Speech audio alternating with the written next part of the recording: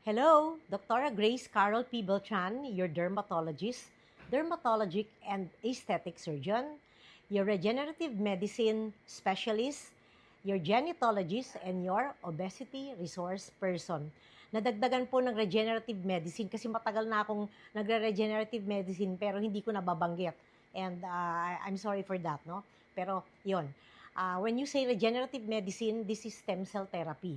Okay, but our topic for today is about dry skin. Ang terminology ng dry skin sa medisina ay xeroderma. Pwede rin steatotic eczema. Pwede rin cutis,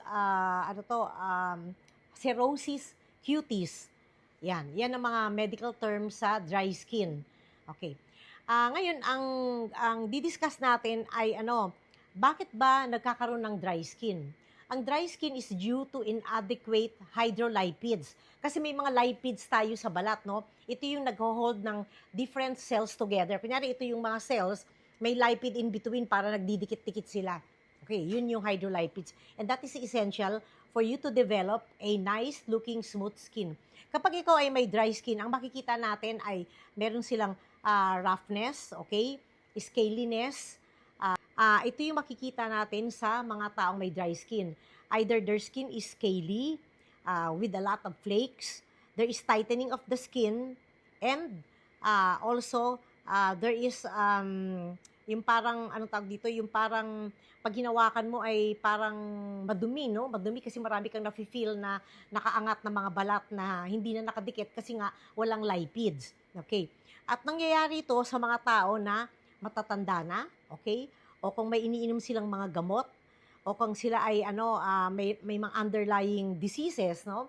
And of course, kapag sila ay may mga nakatira sa isang lugar na lagi nagbabago-bago ang weather, no, or ang climate.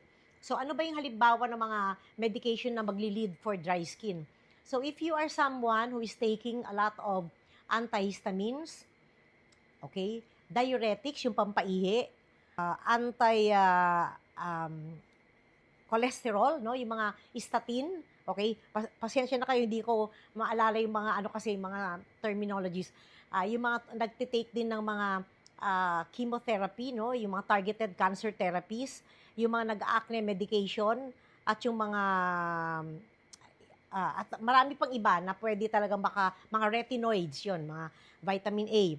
Ngayon, kapag ikaw ay may mga underlying skin conditions like kagaya ng atopic dermatitis, psoriasis, meron kang mga diabetes, meron kang ichthyosis vulgaris, yung parang fish scale yung balat mo kasi parang may pinagdikit-dikit na kaliskis ng isda. Yan, no? Kapag ikaw ay may contact dermatitis, and kung meron ka rin mga sakit na halimbawa ay hypothyroidism, hyperthyroidism, chronic kidney disease, Sjogren's syndrome, HIV, at saka malnutrition. You could also manifest with xeroderma or dry skin. Ano ba yung pwede nating magawa kapag tayo ay may dry skin? Well, first of all, you have to drink plenty of water, no? And then avoid taking a bath for long periods of time, especially when you're using very hot water o yung mainit na tubig. At sobrang lamig din na tubig, hindi rin maganda. Dapat maligam-gam lang yung tubig ninyo. Tapos, avoid using harsh soaps, no? Yung mga tatapang na mga na shampoo, na mga sabon, yan, iwasan natin yan. Tapos, wag din tayong dapat yung temperature sa bahay natin ay hindi magkakos ng low humidity, no? Kapag sobrang lamig sa loob ng bahay mo, yan, magkakaroon ka rin ng dry skin. Kaya dapat i-regulate mo yung temperature para hindi sobrang init, hindi rin sobrang lamig. Pero ang lamig ang mas nakaka-dry ng skin kumpara sa mainit. Kasi when the environment is hot, you perspire, so you prevent drying of the skin. Ayan. Tapos ano pa? Kapag ikaw ay may mga ang tawag dito, kapag ikaw ay may hormonal deficiency like when you are pregnant or you have menopause, then you could also develop dry skin. So you have to supplement this with emollients, no?